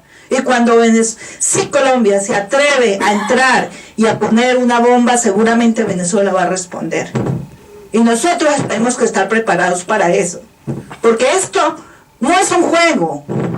Miremoslo desde otro punto de vista. No, aquí el jueguito que vienen los gringos, que aquí Colombia de 7 veces bases militares gringas que hay, no son 7, son todo Colombia, base militar, y lo mismo Brasil.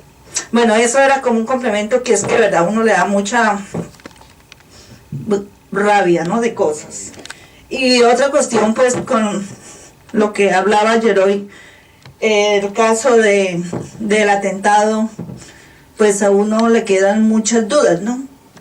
Conociendo cómo es la Escuela General Santander y la seguridad, ¿no? Y si están esas dudas, ¿por qué la gente del ELN aceptó que había hecho un atentado? O sea, es muy confuso y esperamos que algún día se aclare. Es eso. Bueno, gracias compañeros, y discúlpenme que a veces me pongo un poco emocional, y gracias a Gilberto y a Yeroy por estar esta noche aquí, todos los compañeras y compañeros por compartir esta noche de discusión sobre América Latina. Ok, gracias Teresa. Bueno, entonces para contestar todas esas preguntas tenemos 10 minutos. ¿Ya lo pueden hacer? 8. Bueno, ok. Vamos 5. Ok. ¿Quién empieza? Les voy a poner tiempo. Yo voy a intentar recoger 4 o 5 que son casi por la misma línea. Bueno, con relación al tema de los cambios que se han venido dando en América Latina con los presidentes, con los cambios en política. Mire, compañeros y compañeras, esto no es, como ya lo han dicho ustedes, esto no es coincidencial, ni es una casualidad, no, esto es programado. Esto ya viene direccionado del imperio norteamericano. ¿Sí? El señor Trump no es un estadista. El señor Trump es un empresario. El señor Trump lo que pretende es hacer de la América Latina su patio trasero. Lo que no han podido hacerlo o no pudieron hacer los que estaban anteriormente, este sí quiere empezar a hacerlo. Ya lo ha venido haciendo. Entonces todas esas políticas vienen de allá. Fíjense el falso positivo que le montaron a Santrich, o el falso positivo que le montaron a Lula con un apartamento que ni siquiera aparecía, simplemente él lo compró en su momento con su patrimonio. No, se lo hicieron vender, que era una dádiva. Son políticas de Estado gringo. Lo que está pasando con el expresidente de Ecuador, con Correa. Su mismo compañero, ahí no le dio la puñalada. Y ahí no le abrió un proceso, una investigación diciendo que es un corrupto. Eso es política de Estado. Aquí no es cuestión de casualidades, sino que lo que están pasando ahorita recientemente, lo de Petro, todo eso obedece a montar estrategias para que efectivamente hacerle mucho más fácil al colonialismo yanqui su intervención, su aparición ahí en América Latina, en nuestros países. Entonces, creo que esto, y por el tiempo pues que es muy corto, pero yo creo que entre todas y todos en un momento determinado ustedes pueden también hacer ese análisis, discutirlo y hombre, producir algún documentico que nos sirva también a nosotros allá, identificar el pensamiento que ustedes tienen con relación al tema. Con relación al tema de la influencia electoral, la Asociación Latinoamericana de Migrantes, Civil Latinoamericana de Migrantes, hemos venido haciendo un trabajo precisamente de cara a fortalecer la parte electoral. La parte electoral, inclusive yendo en contra de, en algún momento determinado, de nuestras propias creencias. Pero ya otras formas de lucha se están dando y toca recogerlas y toca aprender de ellas. Y eso es precisamente también generar dentro del marco institucional pues estos cambios políticos. Tenemos, y aquí quiero hacer un agradecimiento muy especial a cada uno de ustedes por el apoyo que le dieron a la candidatura de Rafael Gamarra y a la candidatura de nuestro senador Alberto Castilla, del Polo Democrático Alternativo.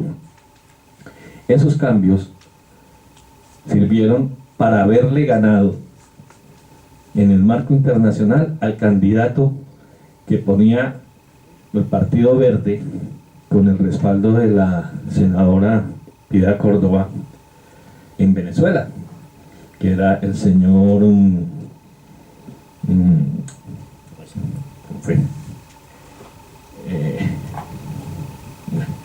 ya lo recuerdo y lo digo, que le ganamos, y con ser de él decía que él iba a ganar porque él tenía el apoyo de todo el PSUV, el partido de gobierno. Entonces hoy puedo decirle que hay un gran referente en lo electoral. Tenemos deficiencias porque mucha gente de nosotros, de esa colombianidad, le vota a la derecha en Colombia, pero le vota a la izquierda en Venezuela. Pero hay que entender por qué. En Venezuela reciben todos los derechos que no reciben en Colombia. Como viven en Venezuela, no les pasa nada. Compa, qué pena, ya me están pidiendo el tema. Pero es que no quiero, perdónenme, que no quiero dejar las otras preguntas. Relacionado al tema de los miedos, no hay que tener miedo. No hay que generar o dejar que se genere dentro de nuestra cabeza que eso es contraproducente, no. Yo tengo una anécdota muy bonita. El 1 y 2 de marzo del año pasado hicimos un evento en Frontera con el pueblo, no con los políticos, sino con el pueblo, que se llamó el Abrazatón. Un festival donde el pueblo venezolano y el pueblo colombiano pasaron el puente y se abrazaron de forma humanitaria, diciendo: te reconozco como yo y tú me reconoces como tú. Y eso es lo que hay que empezar a fomentar, compañeros y compañeras. Es el tema del hermanamiento. No es el pueblo el que está en guerra, son los señores de la guerra los que nos quieren meter en ese problema. No somos nosotros, compañeros y compañeras. Voy a responder a las preguntas, de hecho, en orden invertido. Frente a la cuestión del miedo, pues sí que hay un problema de miedo de vincularse a propuestas de izquierdas. ¿A quién genera ese miedo?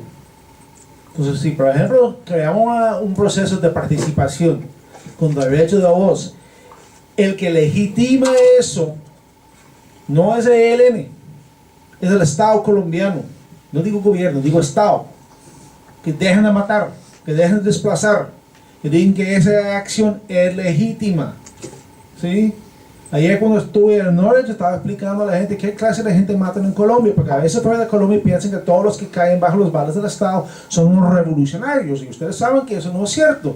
Muchas veces la gente pidiendo electrificar la vereda, que piden algo que el alcalde dijo que iba a hacer, y le montan al alcalde por una cosa, lo que aquí se ve una bobada, y allá le cuesta la vida, ¿sí? Entonces es una cuestión de legitimidad del Estado en el marco de un proceso. Pero ahí vienen también los voceros en los medios y todas las ONG que tienen mucho más vocería que nosotros y llegan a los medios a legitimar ese proceso y esa gente y no descalificarlos como radicales, que eso no se puede, que eso ya es un discurso mandado a recoger, que porque eso nos pasa. Quien genera ese ambiente también son los que nos vienen desde los medios diciendo que estamos siendo intransigentes. Por ejemplo, no queremos que un oleoducto pase por nuestro pueblo. Aquí intransigente, no digo puto, yo no quiero que eso pase por mi pueblo. Tengo derecho, ¿sí? Y esa gente deslegitima esos discursos y eso es parte del problema. Pablo Beltrán en un video dijo que para él, ellos son conscientes que no van a transformar a Colombia en el marco de la negociación. Dijo, pero queremos el derecho para nosotros y para ustedes, lo que dijo, que participemos en política sin que nos maten. Y la única persona que puede garantizar eso, la única gente que puede garantizar eso es el Estado. Y ahí vamos a un punto de la violencia paramilitar, por la continuidad de las violencias. No han dejado de asesinar nunca en el marco del proceso en Colombia, y Colombia no es único en eso. No lo hicieron en El Salvador, no lo hicieron en Guatemala, y tampoco los otros procesos. Hoy día olvidamos, por ejemplo, que después del acuerdo con el M-19 también mataban a otros mandos más bajitos, que tipos como Petro, pero gente más bajita en el nivel de la organización, pero los mataron. Hasta la Corriente de Renovación Socialista, que no era una organización que representaba políticamente ninguna amenaza del Estado, también les perseguían a ellos después de la desmovilización. Entonces, esa continuidad se debe venir, ha sido constante en todos los países, ¿sí? Pero ¿quiénes matan hoy en día? Siguen matando los de ayer. Y eso es un debate que hemos perdido. En los 80 ganábamos el debate. El paramilitarismo es una estrategia del Estado. Hoy día preguntan a las ONG, preguntan a los víctimas del Correo Lugo y toda esa gentuza, ¿sí? Si el paramilitarismo es la estrategia del Estado, y le van a decir que no. Entonces perdimos un debate, ya no podemos señalar a nuestro enemigo, ya no podemos señalar a quién nos están matando. Y cuando hablaba de gente, si tiene miedo, si yo puedo señalar claramente quién me amenaza y quién quiere matarme, pues eso ya es una protección, por lo menos tenemos clarito cuál es el problema. Hoy en día están diciendo otras cosas, e inclusive al principio, cuando el ELN todavía estaba en conflicto y las FARC ya estaban terminando y una racha de asesinatos, echaron la culpa, inclusive desde el periódico Voz, echaron la culpa a ELN. Y cuando empezaron a matar a gente en Cacatá, donde ELN nunca ha tenido presencia y no lo tiene hoy en día, ya tuvieron que cambiar de discurso un poquito desde el Estado. Decir, bueno, no, es que hay bandas criminales. Recuerden ustedes que antes de las AUC, con comando único, tenían el mismo discurso frente a los grupos paramilitares, que son grupos sueltos, del narcotráfico, de terratenientes, etcétera, etcétera. Frente al atentado, y con eso voy a terminar, que si hay un infiltrado, pues es la naturaleza de todas las organizaciones armadas que tengan infiltrados. Eso es un hecho. En mi propio país, en Irlanda, llegaron a tal punto que no sabemos quién dirigía la guerra. ¿Cómo es? MI5 o MI6, ¿sí? Que una sección del servicio de inteligencia está poniendo bombas contra la otra sección. No realmente. Porque el jefe de seguridad en el IRA era un agente británico. El asesor de Jerry Adams era un agente británico. Y la broma con las disidencias en Irlanda, la broma era que ¿cómo pueden evitar las disidencias reclutar a agentes británicos? Sí, fácil, que dejen de reclutar a ex miembros del IRA, porque estaba tan infiltrada. Pero en el caso del atentado en la General Santander, yo no creo que sea obra de un infiltrado, ¿sí? No conviene, ¿a quién conviene el atentado? Eso sí que es cierto que no conviene a ELN como organización en ese momento, pero organizaciones armadas también tienen un constante, hacen cagadas en momentos clave siempre, ¿sí? Eso también es internacional, ¿sí? No es una cosa simplemente que que hay un infiltrado que hizo que eso pasara en ese momento. Es bastante común que pase. Y entonces que yo no creo, por ejemplo, cuando el caso de Machuca, ¿sí? Decían también que era responsabilidad de alguna gente, empezaban a hablar de infiltrados, pero no fue una cosa que el mismo frente hizo. Pero hay una cosa que uno tiene que entender de los grupos armados. Sus frentes son autónomos. ¿Sí?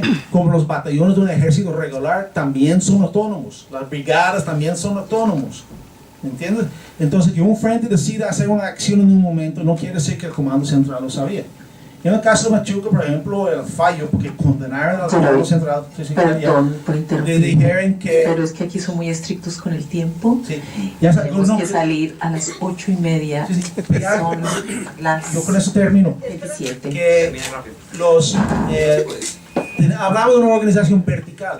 Las guerrillas no funcionan así. Y es muy posible que el Frente Urbano, que hizo el atentado, que el Comando Central no tenía la más mínima idea de lo que iba a pasar. Bueno, muchas gracias a todos y todas por acompañarnos esta noche. Yo pienso que claramente la complejidad y lo tensionante del momento que está viviendo el continente y queda plasmado aquí en la conversación que tuvimos, pero sin duda las organizaciones, los grupos y las personas e individuos que están acá tienen muchas propuestas y muchos espacios donde se van a seguir discutiendo estos temas, donde se van a seguir proponiendo salidas a estas dificultades. Entonces, quería darles las gracias y un pequeño anuncio de parte de Kayla, que es precisamente la que saludos también a todos en casa. Seguimos a veces para seguir discutiendo.